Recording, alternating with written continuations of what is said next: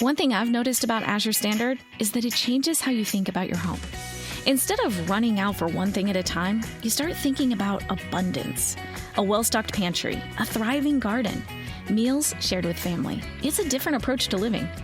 Explore what Azure Standard has to offer at azurestandard.com and shop this month's Waves of Abundance deals. Azure Standard, family owned and operated. Shop today at azurestandard.com. Hey, it's Ron. Grab whatever you're drinking. Get comfortable.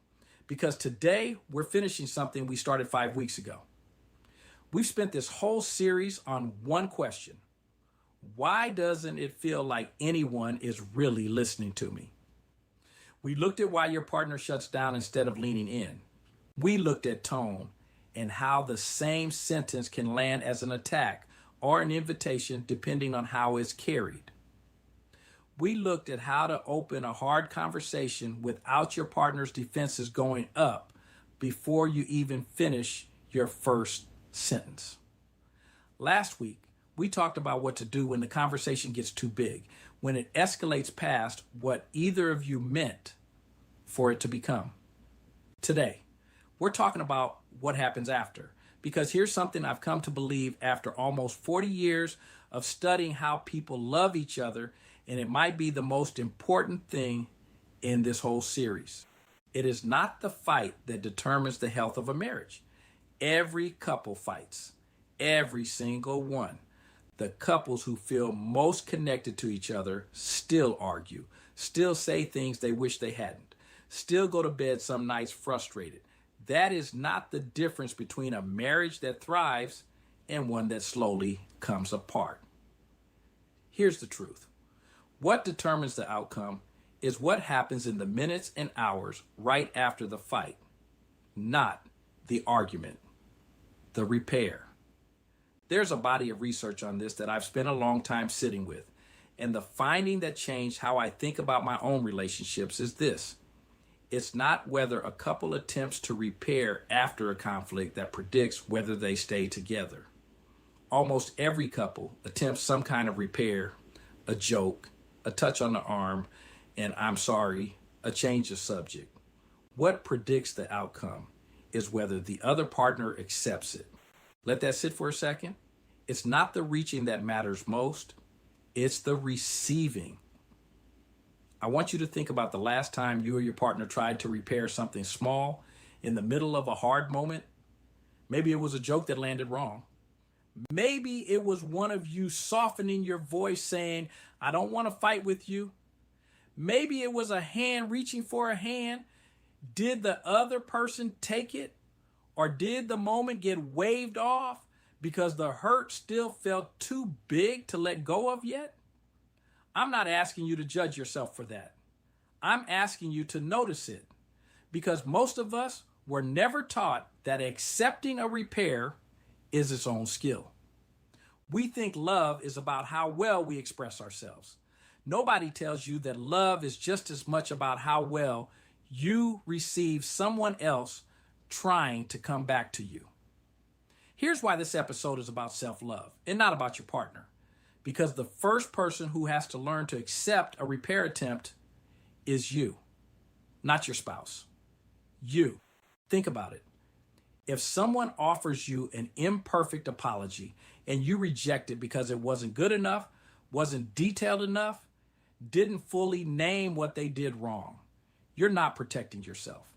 You're punishing the relationship for not reading your mind. And most of us who do that were never taught it was safe to accept less than perfect. Somewhere along the way, we learned that if we let our guard down too easily, we get hurt again. So we made the bar for forgiveness so high that almost nothing could clear it. That's not strength. That's a story. And stories can change. Allow me to throw a few questions at you. When your partner reaches for you after a hard moment, even clumsily, even imperfectly, what do you do with it? Do you let it land? Or do you fold your arms and make them work harder because some part of you needs them to suffer a little longer for what they did? I understand that instinct. I've had it myself. There's a kind of safety in staying guarded, in making someone prove they mean it before you soften. But here's what I've learned, and I've learned it the hard way. The couples who make it are not the ones without wounds. They're the ones who got good at letting each other back in. I want to give you something practical because I don't just want to leave you with a feeling. I want to leave you with a tool. The next time your partner offers something, anything in the direction of repair, a joke, a touch, a half apology that isn't quite what you wanted, try this. Instead of grading it, receive it. You don't have to pretend everything is resolved. You can say, I'm not all the way there yet, but I see you trying, and that matters to me. That single sentence does two things at once. It honors your own boundary, and it honors their effort. Both of those things can be true in the same breath. And on the other side of it, if you're the one reaching, don't wait until you have the perfect words. Perfectionism is one of the sneakiest ways pride disguises itself as caution. You tell yourself you're waiting because you want to say it right. Most of the time, you're really waiting because some part of you is scared it won't be accepted. I need you to hear this. An imperfect repair offered will do more for your marriage than a perfect apology you never say out loud. This is where self-love actually enters the conversation. Loving yourself doesn't mean protecting yourself from ever being hurt again. It means trusting yourself enough to take the risk of reaching and trusting yourself enough to receive it when someone reaches for you. Both directions take the same muscle. I think about my own life, about what changed for me in learning this. I spent years believing that being right was the same thing as being safe. If I could prove my point, I wouldn't have to feel the discomfort of being the one who was wrong. What I've learned since is that being right and being close are two different goals, and you usually only get to pick one in any given moment. The people I know who have the closest marriages are not the ones who win the most arguments. They're the ones who let each other come back. So here's what I want you to carry out of this episode and out of this whole 5-week series. Being heard was never really about your partner getting every word perfectly right. It was about both of you learning how to stay in the room together, even when it's hard, even when you say the wrong thing, even when the fight gets bigger than either of you meant for it to be. And it ends every time with the same choice. Do you reach? And when someone reaches for you, do you let them in? If this series has stirred something up for you, if you're realizing you and your partner need real language for this, not just a feeling, but actual tools, I built something for exactly this. It's called the Conversation Reset Toolkit.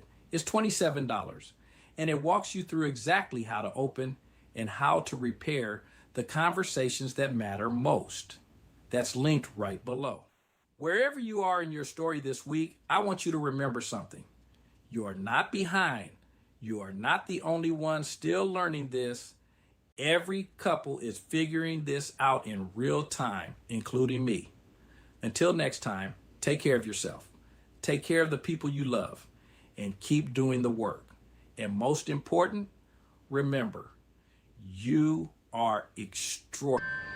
Do you hear that? That sound, right? That means that summer's officially here. It means that grown adults just sprint into the street for a frozen dessert shaped like a cartoon. But this summer, Mint Mobile has a better treat. Every plan, including unlimited, is $15 a month. And unlike ice cream, it won't drip down your wrist or look nothing like the picture. Does anyone have any cash? Give it a try at mintmobile.com/switch. Upfront payment of $45 for 3 months, $90 for 6 months, or $180 for 12-month plan required. $15 per month equivalent. Taxes and fees extra. New customer offer for initial plan term only. Greater than 50 gigabytes may slow when network is busy. See terms. When was the last time you felt in control of your business finances? Expenses tracked, invoices sent, taxes ready. That's where Found comes in. Found brings your banking, bookkeeping, invoicing, and taxes together in one simple app. Manage expenses, invoice clients, send payments, and prep for tax time right where you bank. Join the hundreds of thousands who have already streamlined their finances with Found. Open a Found account for free at Found.com. That's Found.com. Found is a financial technology company, not a bank. Banking services provided by Lead Bank, member FDIC. Ordinary.